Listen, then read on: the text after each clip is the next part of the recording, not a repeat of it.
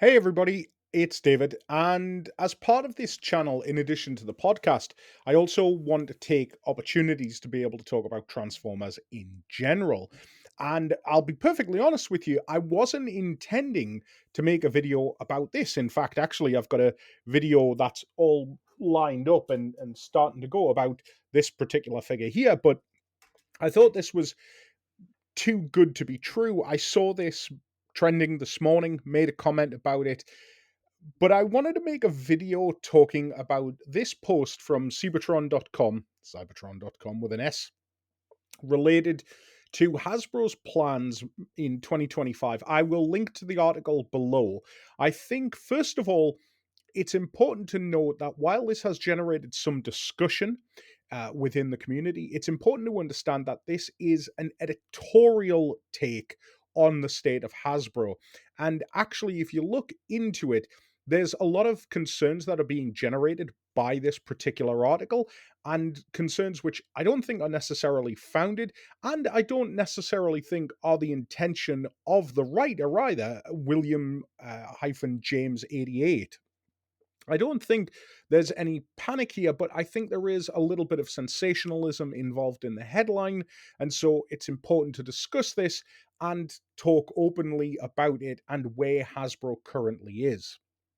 So, the thrust of the article is summed up in the headline, which is 2025 will be a transformative year for Hasbro as they focus on games while producing less toys. On the face, this is a completely true statement. Hasbro have said that they are investing $1 billion into video game production based on the success of Baldur's Gate 3. Now, this isn't new information. This actually came out at the beginning, quarter two of 2024. This is off the back of the incredible success of Baldur's Gate 3. Now, if you're not a gamer, and you don't know about Baldur's Gate 3, it made massive waves in 2023. I'm saying last year, actually. Yeah, 2024. It came out in 2023. It was an absolute smash hit for the company, and it's obviously based on the D&D license. Therefore, Hasbro got a sweet cut of that money. And Baldur's Gate 3 was a phenomenal success, even winning Game of the Year at the Game Awards 2023. So, a huge win for Hasbro. However, the concern that I have for Hasbro when it comes to video games is they are not a video game maker, and I'll be perfectly honest with you, $1 billion, while it might be a lot of money for you and me, it's not a great deal of money in the video game space. You've got to be very careful with where you invest your money. We've seen companies like Sony recently and Ubisoft putting in great amounts of money into developing games that do not perform. And if that fails, there's no coming back from it because that money is gone. Part of the Sony and Microsoft legal battle meant that as part of the discovery on those court cases, we got to see some of the budgets for what is considered a AAA game in 2022. And that's somewhere around sort of $700 million for Call of Duty. I think even Spider Man 2, which is a sequel. So, bearing in mind, a lot of the groundwork is already established for that game. The budget on that alone was $300 million, and that's for the development. That doesn't include marketing. So, you can see that $1 billion is not a great deal of money when it comes to video games. But here's the thing. I've seen a lot of people talking about the second part of this headline, which is, oh, they're going to go all digital. They're going to focus on video games and they're going to leave the toys behind. Well, I think we're going to lay some fears because actually, if you look at the quarter three, we haven't had quarter four yet. If you look at the quarter three financial results from Hasbro, they put out a letter from Chris Cox, who's the CEO, and he says in this, which I believe was published, when was this published? October. So this is only 3 months ago. And when talking about toys, he said, quote, toy revenue softness was due in part to a decision to sell less closeout volume in favor of high profitability, as well as incremental softness in action figures, particularly Star Wars. We view action figures as a long term bet for the company and a place Hasbro has special strength from preschoolers to kids to adult fans. So we are bullish about this segment's eventual return to growth. End quote. It's right there. And this is to shareholders. This isn't to placate fans. This is telling shareholders what they intend to do. And the reality is, yes, toy action figures are soft at the minute. And that's because of the fact that a lot of their licenses, Star Wars and Marvel, have not been hitting in the same way that they did 5, 10 years ago with the MCU and Star Wars, respectively. But also, if you remember, there was a little bit of time a few years ago when everybody was trapped inside, and suddenly things like toys were being produced in a much higher volume because the demand was there. That's not the case anymore. And we're sort of seeing a steady return, I think, to regular toy sales. So I wouldn't worry that Hasbro's suddenly going to ditch toys. Not only that, but I think from our point of view with Transformers, there's one thing that I think we need to pay special attention to, and it is actually pointed out here in the article. And this is in relation to the fact that Hasbro have started to license out Transformers to a lot of third parties. And when I say third parties, I don't mean unofficial stuff, I mean other companies. So this would actually be more second party, I guess. Your Blockies, toy companies that have had Transformers licenses for quite some time.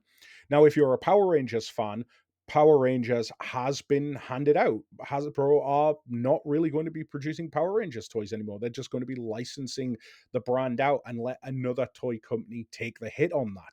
Clearly, Hasbro don't see any real reason to profit from it over the money that they would make taking all of the money and none of the risk.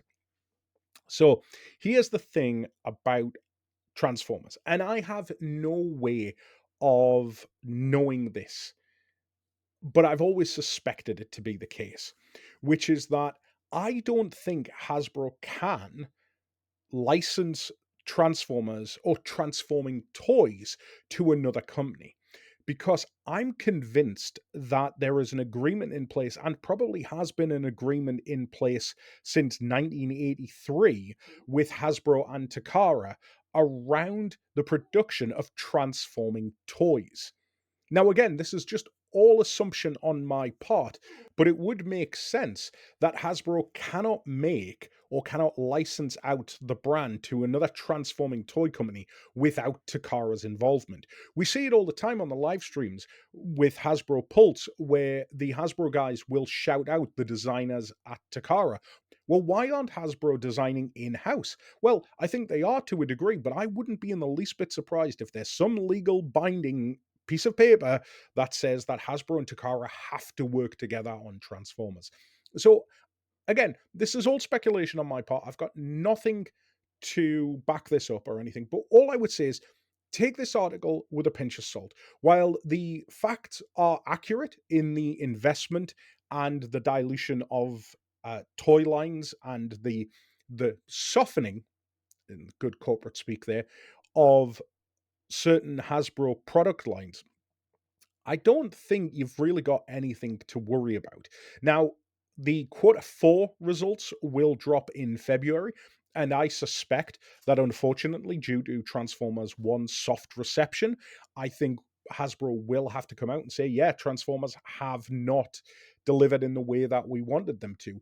But I don't think that's really going to be any concern. I do, however, think that what we're seeing coming next year, or this year, sorry, 2025, with the Primes toy line, I think is a move which Hasbro desperately needs to make.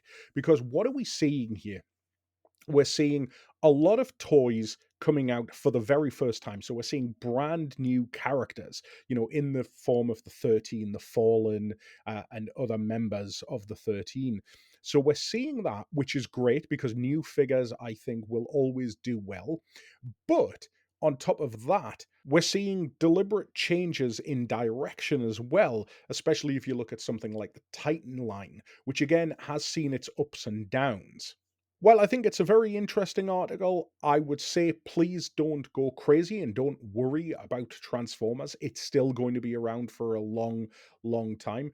The only thing that I haven't been able to confirm with the article, which I didn't see linked anywhere, was the fact that they were moving from 4 waves a year to 3 waves. I can't find this anywhere, and there's no link to it in the article. So if anybody knows that, fine. But I'll be perfectly honest with you, if I can buy less figures a year, that's not a big problem for me because I'm not a completist. And if you are a completist, well, Hasbro's just saved you a little bit of money. So I'd love to know what you think about it. Is this an article that's worried you? Has this video alleviated anything? Am I wrong? Do you think that there's something else going on here? I think video game investment is a very, very dangerous game and a very costly one if you get it wrong. But I can understand with the success of Baldur's Gate 3 why Hasbro wants to get into that space. Anyway, let me know what you think in the comments down below, and I will catch you all later. Bye.